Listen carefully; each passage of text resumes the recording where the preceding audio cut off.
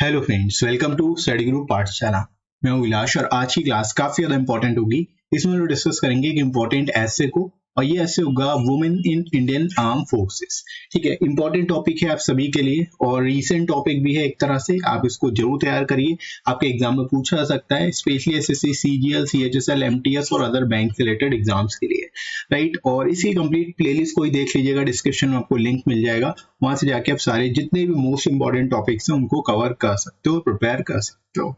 Right friends, इसके साथ ही साथ फ्रेंड्स आप इन बुक्स को ले सकते हो जो आपको हिंदी और इंग्लिश दोनों मिल जाएगी। साथ ही साथ प्रीसी राइटिंग की भी बुक मिल जाएगी जिसमें आपको 60 प्लस से प्रैक्टिस सेट्स मिल जाएंगे जिनको प्रिपेयर कर सकते हो। राइट, और आप एसएससी, सीजीएल या फिर सीएचएसएल बैंक या जो भी एग्जाम की प्रिपरेशन कर रहे हो उसके हिसाब से आप अपनी स्पेसिफिकेशंस के हिसाब से इन बुक्स को ले सकते हो। डिस्क्रिप्शन में लिंक दिया गया। राइट, और सारे के सारे टॉपिक्स होंगे लेटेस्ट पैटर्न पर होंगे, विद इन वर्ल्ड लिमिट होंगे सारे के सारे टॉपिक, और लोएस्ट कॉस्ट में आपको बुक्स मिल जाएंगी। एडिशनल 30% डिस्काउंट भी मिल जाएगा। तो डिस्क्रिप्शन में दोस्तों लिंक दिया गया है, वहां से जाके आप डिस्काउंटेड रेट्स पे इन बुक्स को ले सकते हो और अपनी प्रिपरेशन को और भी बेहतर तरीके से कर सकते हो। राइट फ्रेंड्स, तो चलिए शुरू करते हैं आज की क्लास को। इंट्रोडक्शन से स्टार्ट करेंगे हम लोग। लिखना कैसे इस टॉपिक को ये देख लेते हैं। तो यहाँ पे अब शुरुआत करेंगे। Women have done incredible things within the history of the world. They have proven time to time that they are equal in just about every way with the men. ठीक है, यानी वुमेन एक तरह से चाहे पूरी हिस्ट्री में देखा जाए कहीं ना कहीं उन्होंने अपने आप को सिद्ध किया है हर जगह पे कि वे मैन के बराबर है या फिर इक्वल है। Right? In today's times, women are walking shoulder to shoulder with men in all sphere of life. यानी अभी के समय में वुमेन जो है वो मैन के साथ शोल्डर टू शोल्डर, कंधे से कंधा मिला के हर स्पेयर में आगे बढ़ रहे हैं। Right, the supreme court of India allowed women to serve as permanently commissioned officers in 10 combat support arm and services of the Indian army. ठीक है, रिसेंटली जो सुप्रीम कोर्ट है उसने भी यहाँ पे अलाउ किया वुमेन को कि वो परमानेंटली कमीशनड ऑफिसर की तरह एक तरह से कॉम्बैट सपोर्ट आर्म और सर्विसेज में जो है इंडियन आर्मी में रह सकती हैं, एक तरह से ऑफिसर बन सकती हैं। राइट, एक तरह से आप ये कह सकते हो कि हमारी जो आर्म फोर्सेज है उसमें भी वुमेन पावर एक तरह से इंक्लूड कर दी गई है। राइट, तो यहाँ पे इस तरह से इसकी शुरुआत आप कर सकते हो। Right, if we take global perspective, women are serving in the defense forces of many other countries such as USA, Israel, Canada, Britain, Germany, etc. But women are normally not included on field combat roles. ठीक है, अब यहाँ पे अगर हम global perspective ले, अगर पूरे विश्व की बात करें तो जितनी भी डेवलप्ड कंट्रीज हैं उन सभी जगह पर, चाहे वो यूएसए हो, इजराइल हो, कनाडा हो, ब्रिटेन हो या फिर जर्मनी हो, इन सभी जगह पे वुमेन्स फोर्सेस पहले से ही है। यानी वुमेन जो है एक तरह से डिफेंस फोर्सेस में पहले से ही सर्व कर रही हैं। राइट, लेकिन जो वुमेन है उनको नॉर्मली ऑन बैटल फील्ड पे नहीं एक तरह से रखा जाता है, यानी एक तरह से कॉम्बैट रोल उनको नहीं दिया जाता। राइट, तो यहाँ पे इस तरह से जो है इंट्रोडक्शन में आप बता सकते हो इसके रिगार्डिंग, और इसके बारे में भी आप आगे अभी और एनालिसिस करोगे। राइट, तो शुरुआत आप कैसे करनी है समझ में आ गया होगा आपको इस टॉपिक की। Now moving to the body section. अब इसमें कैसे लिखेंगे, अब देखो यहाँ पे और चीजें इलेबोरेट करते हुए आप चीजों को एक्सप्लेन करोगे। यहाँ पे आप दो को प्रोज एंड कॉन्स दोनों बताना है कि वुमेन अगर डिफेंस सेक्टर में होती हैं, डिफेंस फोर्सेस में होती हैं, तो उसका फायदा क्या है, नुकसान क्या है, दोनों चीजें आप बताओगे। फिर ओवरऑल जो है यहाँ पे आपको कंक्लूजन उसको कर देना है, कंक्लूड कर देना है। राइट, तो सबसे पहले बात करते हैं यहाँ पे, they either serve in technical or administrative post or sometimes on voluntary basis on the battlefield. ठीक है, यानी कि जो वुमेन है नॉर्मली टेक्निकल और एडमिनिस्ट्रेटिव पोस्ट पर ही उनको वो सर्व करते हैं, कभी कभी वॉलेंट्री बेसिस पे बैटल फील्ड में भी उतर जाती हैं। Right, the argument behind it is that the women might be weaker physically. यानी कि उनको बैटल फील्ड में नॉर्मली इसलिए रोल नहीं दिया जाता क्योंकि फिजिकली अगर देखा जाए तो वीकर उनको माना जाता है। राइट, इसके पीछे जो आर्गुमेंट है वही है कि वो फिजिकली वीक है। Right, thus they would not possess the physical attributes suitable to become combat soldiers. यानी उनके अंदर फिजिकल एट्रीब्यूट्स नहीं है जो बेसिकली जो है कॉम्बैट सोल्जर्स में होने चाहिए। राइट, तो इस तरह से यहाँ पे आप अलग अलग आर्गुमेंट्स के बारे में बात कर सकते हो कि कैसा समझा जाता है, क्या सोचा जाता है इसके रिगार्डिंग, और किस तरह से जो चीजें हैं इसको कंसिडर किया जाता है।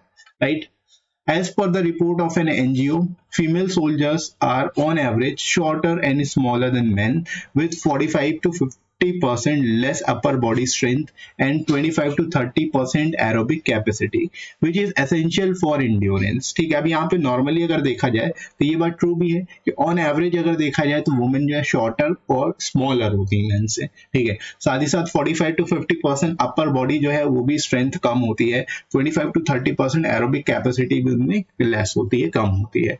और ये सारी चीजें जो है एसेंशियल है एंड्योरेंस के लिए, तभी बेसिकली वो एक तरह से रेजिस्ट कर पाएंगे। राइट, तो इस तरह से यहाँ पे आप बता सकते हो उसके रिगार्डिंग। इसके अलावा देखो दोस्तों, in addition a concern is that romantic relationship between man and women belonging to the same unit would disturb the unit fighting capacity. ठीक है, अगर किसी भी तरह का रोमांटिक रिलेशनशिप किसी भी यूनिट में, किसी भी आर्मी हो या किसी भी फील्ड, यहाँ पे अगर किसी यूनिट में वो बनती है मैन और वुमेन के बीच में, तो उसकी वजह से क्या होगा, जो फाइटिंग कैपेसिटी है वो डिस्टर्ब हो सकती है। ठीक है, तो ये भी एक तरह से एक फैक्टर माना जाता है, इसको भी एक तरह से एक फैक्टर कंसिडर किया जाता है यहाँ पे। राइट, तो इसको भी यहाँ पे आप इंक्लूड कर सकते हो। राइट फ्रेंड्स, तो आई होप आपको समझ में आ रहा होगा यहाँ पे कॉन्स क्या क्या हो सकते हैं। अभी हम लोग प्रोज की बात करेंगे, तो यहाँ पे सारी चीजें आपको एक तरह से लिंक करते हुए चलनी है। ठीक है, सारी चीजों को एक तरफ से लिंक करते हुए चलेंगे एक दूसरे से, तो और बेहतर चीजें आप इलैबोरेट कर पाओगे। राइट, इसके बाद आगे बढ़ते हैं, और भी चीजें इसमें देखते हैं।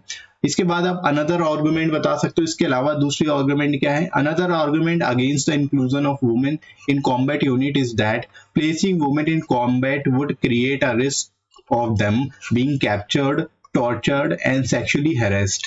ठीक है, यानी अगर उनको कॉम्बैट यूनिट में रखा जाता है वुमेन को, उससे क्या होगा कि जो उनके लिए बेसिकली काफी ज्यादा रिस्क होगा कैप्चर्ड का, मतलब वो पकड़ी जा सकती हैं, टॉर्चर उनको किया जा सकता है, सेक्सुअली अरेस्ट किया जा सकता है। तो ये चीजें जो है काफी ज्यादा एक तरह से इंपॉर्टेंट हो जाती है। ये भी एक अगेंस्ट आर्गुमेंट है वुमेन इंक्लूजन को लेकर के।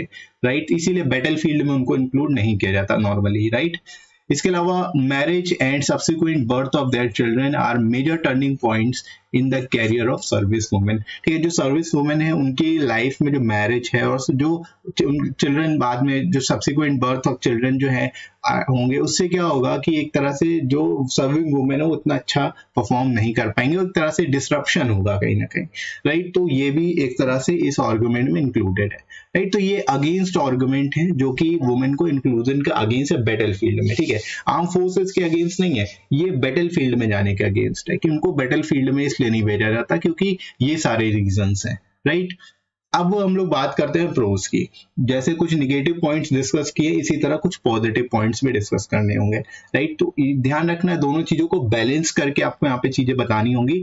यहाँ पे ऐसा नहीं करना है कि केवल निगेटिव आपने पढ़ दिया अपने ऐसे में, ऐसा बिल्कुल भी नहीं करना है। दोनों चीजों को बैलेंस तरीके से, एक प्रॉपर बैलेंस्ड और हार्मोनाइज तरीके से जो है आप इसको लिखोगे। Right, now if you talk about some pros allowing a mixed gender force keep the military strong। ठीक है, अब अगर प्रोज की बात करें तो अगर मिक्स जेंडर फोर्स होंगे तो उससे क्या होगा कि मिलिट्री और भी ज्यादा स्ट्रांग बनेंगी। Right, women are more effective in some circumstances than men. ऐसा इसलिए है क्योंकि वुमेन जो है कुछ सर्कमस्टेंसेस में, कुछ परिस्थितियों में मैन से ज्यादा इफेक्टिव होती हैं, बहुत बेहतर होती हैं। Right, allowing women to serve doubles the talent pool for delicate and sensitive job that requires interpersonal skills। ठीक है, यानी कि वुमेन को अगर एक तरह से हमारी कंट्री की आर्म फोर्सेस में अगर सर्व करने का मौका मिलेगा तो उससे क्या होगा कि हमारी जो टैलेंट है, टैलेंट पूल डबल हो जाएगा एक तरह से, जो कि डेलिकेट या सेंसिटिव जॉब्स हैं उनमें, स्पेशली जहाँ पे इंटरपर्सनल स्किल्स की रिक्वायरमेंट अधिक होती है, तो वो वहां पे टैलेंट और भी ज्यादा बढ़ेगा। राइट, तो यहाँ पे आप इस चीज को भी अलाउ कर सकते हो, बता सकते हो। इसके अलावा currently only Indian air force induct women in combat role as fighter pilots. ठीक है, यानी अभी अगर करंट में देखा जाए तो इंडियन एयरफोर्स जो है वो ही वुमेन को एक तरह से कॉम्बैट रोल में इंडक्ट करती है, उनकी जो है एक तरह से ट्रेनिंग होती है कॉम्बैट रोल में एज अ फाइटर पायलट। ठीक है, फाइटर पायलट की तरह उनको जो है ट्रेन किया जाता है। राइट, तो ये भी यहाँ पे आप बता सकते हो, इसको भी यहाँ पे इलैबोरेट कर सकते हो। Right, now moving to the conclusion section. अब आप कंक्लूजन कैसे लिखोगे इसका, ये देख लेते हैं। The air force has around 13% of women officers. ठीक है, यानी जो एयरफोर्स है उसमें करीब 13% जो है वुमेन ऑफिसर्स हैं। The highest among all three forces. ठीक है, यानी एयरफोर्स में ही सबसे ज्यादा जो है वुमेन ऑफिसर्स हैं। Right. The army has approx 4% of women officer, army में अराउंड 4% है, while the navy has 6% of women officers, ठीक है, जबकि नेवी में करीब 6% ही वुमेन ऑफिसर्स हैं। यानी सबसे ज्यादा जो वुमेन फोर्स है वो कहाँ पर है, एयर फोर्स में, राइट। तो एयर फोर्स में सबसे ज्यादा जो है वुमेन पावर या वुमेन का इंक्लूजन है, यहाँ पे आप बता सकते हो वुमेन ऑफिसर सबसे ज्यादा जो है एयर फोर्स में, राइट। इसके अलावा we can also say that India has limited experience as regard the induction of women in the arm forces, ठीक है। आप देखो इंडिया ने बहुत टाइम पहले से तो मतलब इंडक्शन कर नहीं रखा वुमेन को लेकर के, तो वुमेन के इंडक्शन में मतलब उनकी ट्रेनिंग में उतना एक्सपीरियंस नहीं है, ठीक है। However, our knowledge of the complexities and long-term effect of the issues involved are very limited, ठीक है। जबकि हमारी जो नॉलेज है, जो कॉम्प्लेक्सिटीज आएंगे, लॉन्ग टर्म इफेक्ट क्या होगा, जो इश्यूज आएंगे बेसिकली ट्रेनिंग इंडक्शन में, साथ ही साथ वुमेन को लेकर के जो अलग अदर इश्यूज आएंगे उसको लेकर के भी हमारी नॉलेज उतनी ज्यादा नहीं है, क्योंकि हमारी नॉर्मली जो फोर्सेस है उसमें मैन ही इंक्लूडेड रहे हैं, राइट। तो इस तरह से यहाँ पे आप बता सकते हो कि हमारी नॉलेज जो है वुमेन के इंडक्शन के और उनसे रिलेटेड जो कॉम्प्लेक्सिटीज है और इफेक्ट है उनको लेकर के काफी limited, right.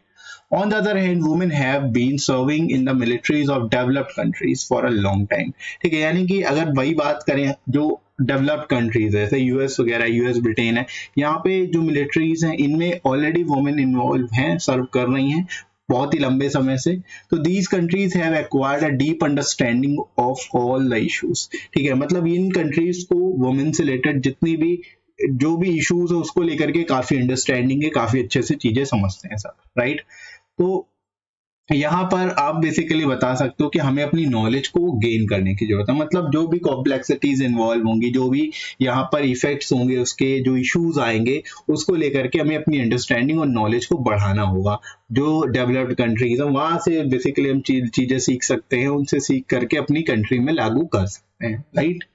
It is the responsibility of the government to create a board administrative and social infrastructure for the easy induction of women into the armed forces so that they can serve their country too, ठीक है। यानी कि आप यहाँ पे इस तरह से कंक्लूड कर सकते हो कि गवर्नमेंट की रिस्पॉन्सिबिलिटी है कि एडमिनिस्ट्रेटिव और सोशल इंफ्रास्ट्रक्चर को बेहतर बनाया जाए, बेहतर क्रिएट किया जा सके, राइट। ताकि एक तरह से वुमेन के इंडक्शन को जो है आर्म फोर्सेस में बेहतर तरीके से किया जा सके, ताकि वुमेन भी हमारी कंट्री को सर्व कर सके, राइट। तो इस तरह से दोस्तों इस टॉपिक को आप बेस्ट तरीके से लिख सकते हो और बहुत ही सिंपल तरीके से, सिंपल वे में, राइट। तो आई होप आपको समझ आ गया होगा ये टॉपिक लिखना कैसे अगर आपके एग्जाम में पूछ लिया जाता है तो, और किस तरह से बेस्ट वे में आप इसको एक्सप्लेन करोगे, राइट। तो इसी तरह से बाकी के टॉपिक्स को भी प्रिपेयर कर लीजिएगा। सारे इंपॉर्टेंट टॉपिक्स की प्लेलिस्ट मैंने इंक्लूड कर दी हुई है डिस्क्रिप्शन में, वहां से जाके आप प्लेलिस्ट से वॉच कर सकते हो, राइट।